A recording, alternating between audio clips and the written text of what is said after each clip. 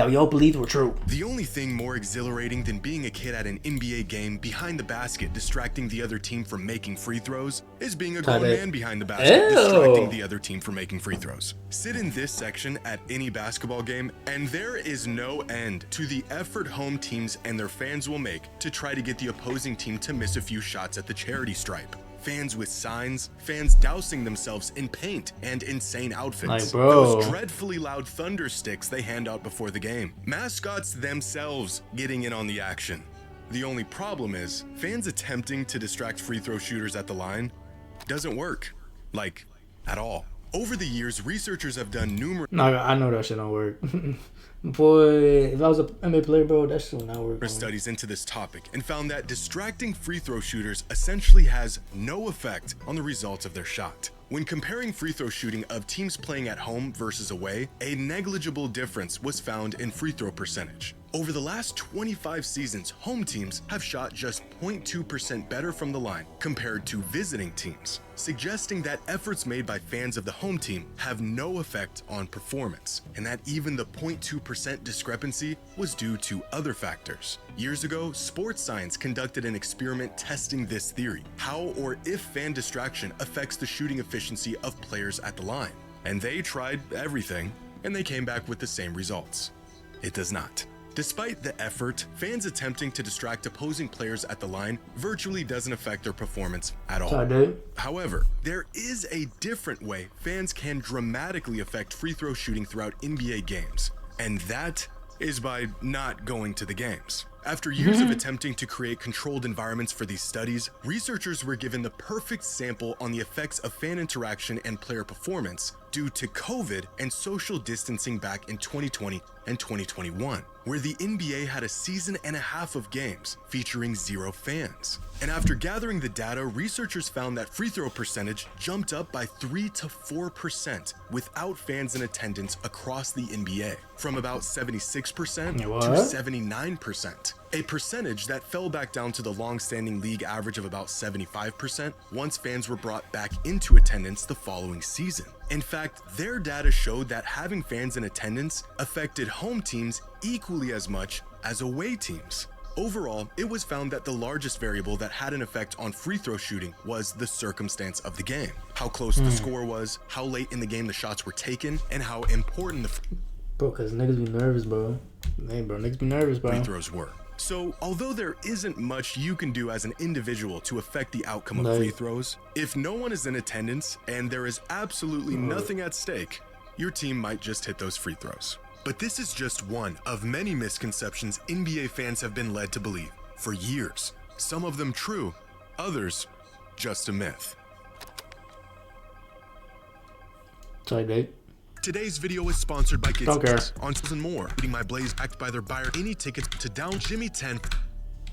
Any tickets only on SeatGeek. A hot hand. On December 26, 2020, during a Warriors practice, Steph Curry pulled off a nearly impossible feat. Over the course of 5 minutes, Steph hit 105 consecutive three-point shots. 105 in a row. Most of these shots not even touching the rim. But Steph is the greatest shooter in the world. So you would shit, I'm not even fucking surprised. Think a feat like this should be in the realm of possibility for him. And technically, it is. If we assume Steph shoots about 95% from 3 in an empty gym during practice with no defense, the chances of him making 105 threes in a row is less than 0.5%. Possible, but there might be something else going on here. After this clip surfaced, many fans began speculating the hot hand theory, an old myth that a player who makes a sequence of shots has a greater chance of continued success in the subsequent attempts. And NBA fans will be the first to tell you that the hot hand is a very real thing. We've all seen the hot hand catch fire in real time, when a few good makes seems to be the direct cause of a few more good makes. If you've played basketball, you've probably felt this yourself. Except, research says otherwise. In 1985, researchers crunched the numbers and found that there was no correlation between the success of one shot leading to greater success on the next shot. This research was groundbreaking at the time and called the idea of the hot hand a fallacy, a myth. However, recently further research was done on this topic, a lot of research, and what they found was that the hot hand does in fact exist. Contrary to the research done in 1985, with the advent of modern technology, tracking data, and more detailed shooting logs, many studies have shown that when a player makes consecutive shots, the chances of their following shot going in actually does increase. Now, the results of each study are heavily dependent on the sample of players, with one sample seeing a 3 to 4% increase in shooting percentage in these hot hand moments, another sample of players getting an 8% boost in shooting percentage, and a third sample getting a 12% increase in shooting percentage after hitting 3 shots in a row as opposed to missing 3 shots in a row. Despite the variance in the overall effect of the hot hand, the results showed that there is a very clear correlation between making your previous shots and the expected outcome of your next shot. But in 2022, researchers at the University of Pittsburgh took this one step further by not just studying the shooting habits of players at practice in controlled environments, but actually gathering data from live games. After analyzing 170,000 field goal attempts in NBA games from the 2014 and 2015 seasons, pulling from play-by-play logs and player tracking, and comparing expected results against actual outcomes, they found that the hot hand was not only real, it had dramatic effects on the performance of certain players. Specifically, 30 players showed a statistically significant hot hand effect. After hitting 2 shots in a row, these players were 2.7% more likely to hit the third. After 3 straight makes, the boost grew to 4.4%. And after 4 straight makes, the likelihood of hitting the next shot jumped by nearly 6%. Their data also showed that the hot hand is not a constant around the league, but instead varies from player to player, suggesting that it's not about how good of a shooter they are or how well they can score, but rather how each player reacts psychologically after making or missing a shot. A phenomenon that was dismissed for decades, but those who've played basketball knew all along was a real thing. In general, research shows that the success of previous shot attempts does Wait, so takeover is not a thing? in fact increase the chances of success in the following attempts, proving the existence of the hot hand.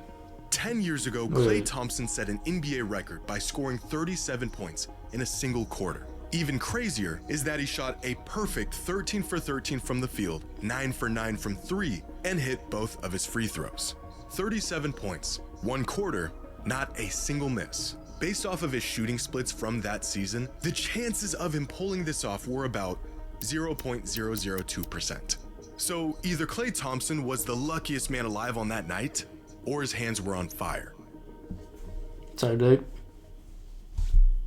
Sorry, fucking cook.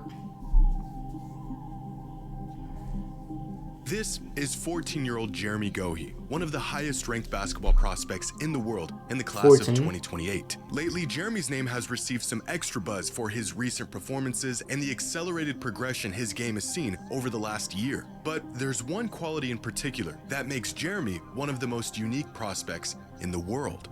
The fact that he is 7 feet 6 inches tall. A 14-year-old running around with kids half his size.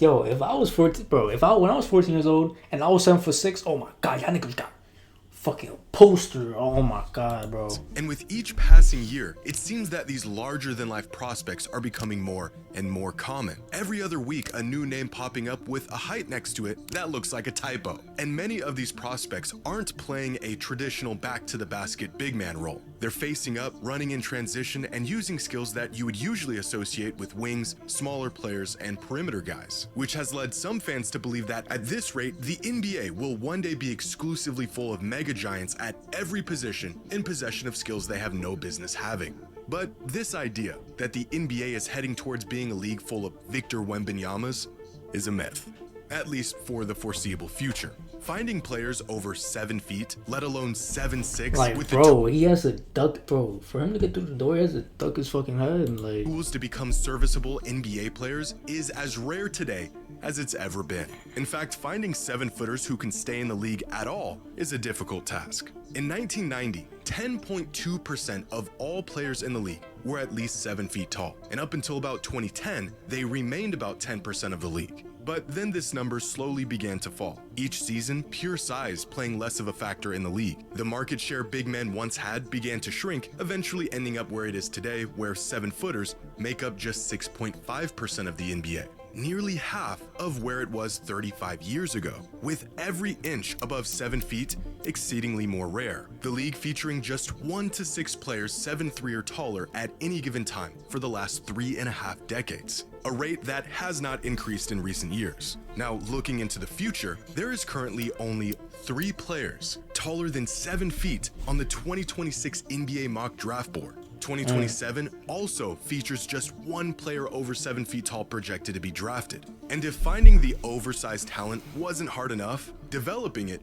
is almost impossible. Throughout the last 10 drafts, 37 players who are 7 feet or taller were drafted. Of those 37 players, 25 of them are still in the league. And of those 25, only 4 of them have a game that is even somewhat utilized on the perimeter. But this list includes every 7-foot draftee in the entire league. If we exclude players under 7'2", then a decade worth of supersized big man talent. Yo, oh my god, yo, y'all see this shit? Yo, they look scary as shit. What the fuck? Yo, they look scary, bro. These God damn, It's reduced to shit. just 4 players. Now, at the moment, there are 339 players who are currently listed as NBA prospects through 2027. These are players who are either being scouted by teams across the league or have NBA potential, according to analysts. Of these 339 players around the world, only 6 of them are at least 7'2". And of these 6, 1 of them is projected to be drafted. Regardless of what you see online, players with this size, let alone guard skills, are still extremely rare, and there are virtually none of them currently in the NBA prospect pipeline. So, no, the NBA will not be a league full of Wembys anytime soon. Sorry, dude.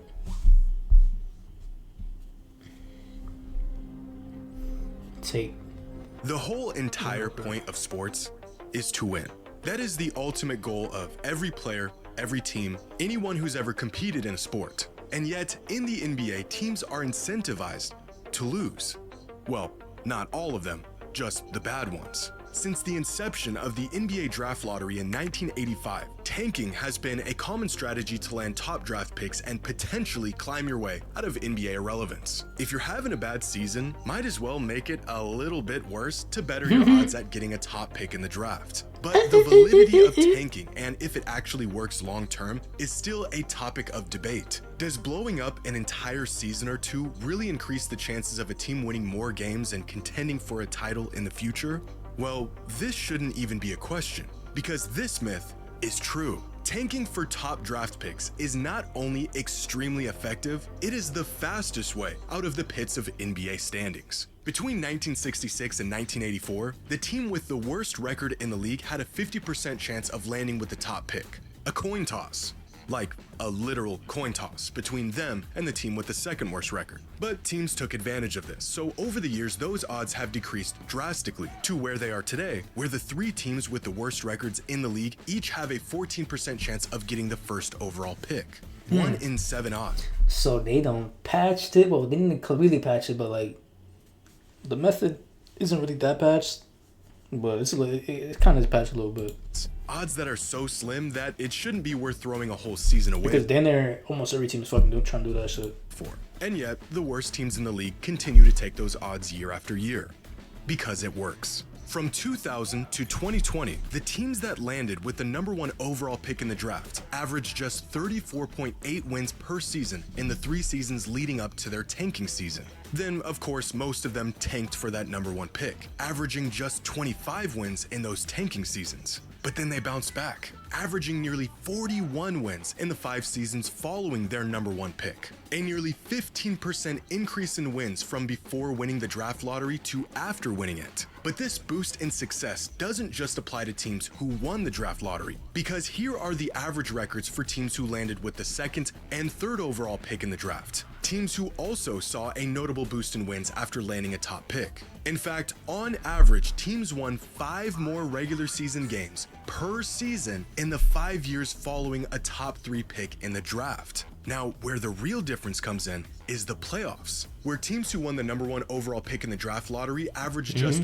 0.6 playoff wins per season leading up to their tanking season. In the 5 years following their first overall pick, they averaged 3 playoff wins per season, 5 times the amount of playoff success they had prior to their pick and prior to tanking. And again, teams that landed with the second and third pick also saw a drastic increase in playoff success in the 5 following seasons.